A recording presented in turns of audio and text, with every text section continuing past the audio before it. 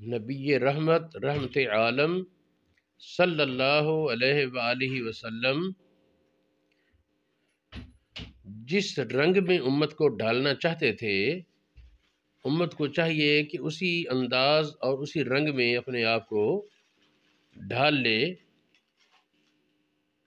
نبی پاک علیہ الصلاۃ والسلام کی امت کو بڑی فضیلتیں شانیں دی گئیں، تو ان فضیلتوں اور شانوں کا مقصد یہ نہیں کہ یہ کرتوت کرتے پھریں اور کہیں ہم بڑے شان والے ہیں، پھر اس کے تقاضے بھی پورے کریں۔ جب بلند شانوں والے رسول، عظمتوں والے محبوب کی امت ہونے کا شرف حاصل ہے، تو پھر ان کے طریقے کو اپنانے کی بھی کاوش کریں۔ اس سلسلے میں کچھ باتیں میں اس وقت کہنا چاہتا ہوں۔ حضور علیہ الصلاۃ والسلام نے پڑوسی کے متعلق بہت زیادہ تاکید فرمائی۔ پڑوسی تین طرح ہے۔ ایک وہ جس کی دیوار ملتی ہے، وہ پڑوسی ہے۔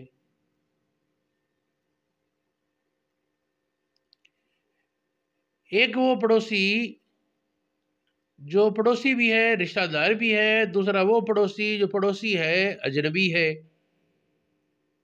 یاد رہے کہ یہ دیوار ملنا ضروری نہیں، دیوار ملتی ہے وہ بھی پڑوسی، گلی محلہ ہے تو وہ بھی پڑوسی کے حکم میں آ جاتا ہے۔ تیسری قسم پڑوسی کی وہ ہے کہ کاروبار میں کولیگ ہو یا معاملات زندگی میں ساتھ بیٹھنے والا، اگرچہ بس میں بیٹھ کر سفر کر رہے ہوں، وہ بھی پڑوسی ہے نا۔ تو جو ساتھ ہے کچھ وقت کے لیے، کچھ گھنٹوں کے لیے، کچھ سالوں کے لیے، وہ پڑوسی ہے، اور اس کے بہت سے حقوق شریعت مطہرہ نے مقرر کر دیے۔ مثال کے طور پر دیکھیں، چند حدیثیں ہیں۔ حضور علیہ الصلاۃ والسلام نے ارشاد فرمایا، وہ آدمی ایماندار نہیں جو سیر ہو کر سوئے جبکہ اس کا پڑوسی بھوکا ہو اور اسے پتہ ہو کہ میرے پڑوسی نے کچھ نہیں کھایا، پھر خود سیر ہو کر کھا لے، اس کا نہ خیال کرے۔ فرمایا کہ وہ کامل ایماندار نہیں ہو سکتا۔ یہ حدیث طبرانی کبیر میں،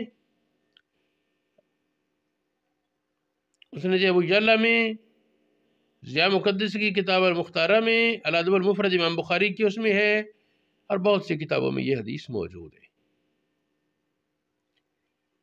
یہ حضرت عبداللہ ابن عباس رضی اللہ تعالیٰ عنہما سے روایت ہے۔ ایک اور حدیث ہے،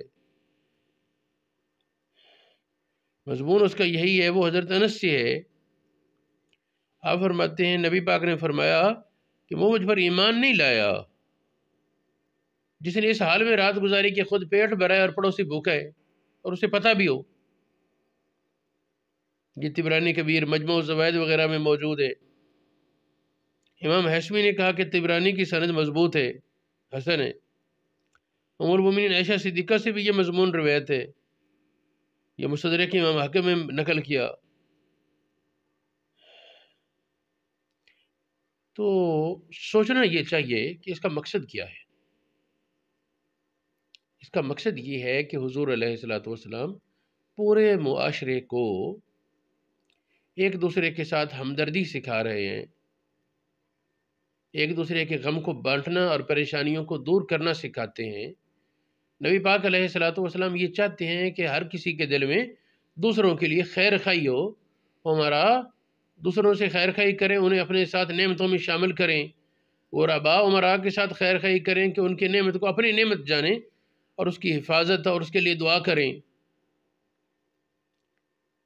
تو اگر حقیقت یہ ہے کہ اگر حضور علیہ الصلوۃ والسلام کی سنتوں پر عمل شروع کر دیا جائے تو معاشرے کی بے امنی دور ہو جائے، اور جو حالات یہاں تک آپ پہنچے ہیں کہ گھر سے باہر نکلتا ہے آدمی تو اسے کوئی یقین نہیں ہوتا سلامتی سے ہٹے گا یا نہیں، اور لمحہ بلمحہ قتل کی اور وارداتوں کے خدشے ہوتے ہیں، کہیں دھماکہ ہو جائے، کہیں بم چل جائے، کہیں کوئی گولی مار دے، کہیں کوئی حملہ کر دے۔